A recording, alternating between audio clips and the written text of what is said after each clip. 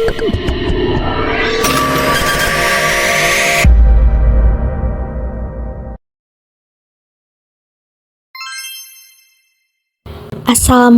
warahmatullahi wabarakatuh. Halo teman-teman, selamat datang di video ini. Nah, kali ini kami akan membahas tentang pembelajaran pembenaran pemungutan pajak. Jadi di sini ada beberapa teori-teori pembenaran pemungutan pajak. Pada materi kali ini dibagi menjadi 5 bagian: bab 1, bab 2, bab 3, bab 4, dan terakhir bab 5. Yang pertama ada teori asuransi.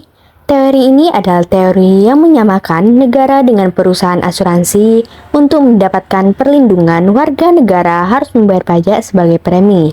Sebenarnya teori ini sudah lama ditinggalkan karena tidak sesuai dengan kenyataan, di mana tidak ada hubungan langsung pembayaran pajak dengan nilai perlindungan terhadap pembayar pajak. Teori asuransi negara yang menyamakan negara dengan perusahaan asuransi. Teori ini pertama kali diperkenalkan oleh Giorgio Del Vico, seorang filsuf dan ahli teori politik asal Italia. Dan teori ini muncul pada abad ke-20 sekitar tahun 1910 sampai dengan 1920. Dan selanjutnya ada teori kepentingan.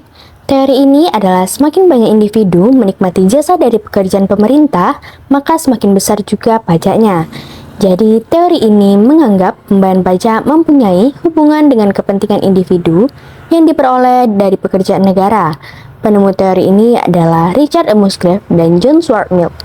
John Stuart Mill mengembangkan pemikiran ini pada abad ke-19, khususnya dalam karya-karyanya seperti Principles of Political Economics pada tahun 1948. Richard E. Musgrave pada pertengahan abad ke-20 mengembangkan dan memodernisasi teori ini dalam konteks negara, kesejahteraan modern, di mana negara menyediakan berbagai layanan publik dan manfaat sosial. Selanjutnya ada teori daya pikul. Teori ini pemungutan pajak yang harus sesuai dengan kemampuan si pembayar pajak, yang memperhatikan besar penghasilannya, kekayaan, dan pengeluaran belanja wajib pajak. Teori ini memiliki kelemahan, yaitu penentu secara tepat seseorang yang berbeda-beda.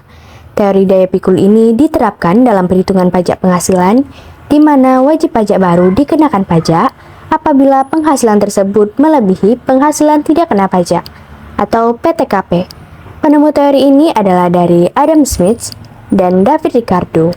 Adam Smith dalam bukunya The Will of Nation merupakan salah satu pemikir awal yang mengemukan prinsip-prinsip dasar teori ini, meskipun konsep ini berkembang lebih lanjut ke abad ke-19 dan ke-20. Seiring dengan teori ekonomi modern, dan teori ini ditemukan pada tahun 1776. Nah, selanjutnya ada teori bakti.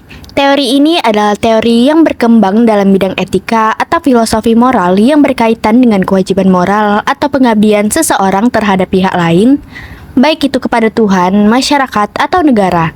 Dalam konteks Indonesia, teori bakti seringkali dikaitkan dengan pemikiran moral yang mengedepankan kewajiban dan pengabdian individu kepada keluarga, masyarakat, dan negara sebagai bagian dari kehidupan sosial. Secara umum, konsep ini merujuk pada pengabdian, pelayanan, atau kewajiban yang dilakukan dengan sepenuh hati dan rasa tanggung jawab, baik itu kepada Tuhan, masyarakat, ataupun orang tua. Dalam pandangan ini, seseorang dianggap berkewajiban untuk berbuat baik atau melayani tanpa mengharapkan balasan, tetapi lebih pada bentuk rasa hormat atau tanggung jawab. Teori ini ditemukan oleh Jean Bodin pada tahun 1576. Yang terakhir ada teori daya beli. Teori daya beli adalah sebuah konsep dalam ekonomi yang berkaitan dengan kemampuan individu, rumah tangga, atau kelompok masyarakat untuk membeli barang dan jasa berdasarkan pendapatan yang dimiliki dan harga barang atau jasa tersebut. Daya beli mengacu pada kapasitas seseorang untuk membeli barang dan jasa yang dibutuhkannya, yang dipengaruhi oleh banyak faktor ekonomi, terutama pendapatan, harga, dan inflasi. Teori ini menjelaskan bagaimana perubahan dalam faktor-faktor tersebut memengaruhi jumlah barang dan jasa yang dapat dibeli oleh konsumen. Teori ini ditemukan oleh David Ricardo pada tahun 1817.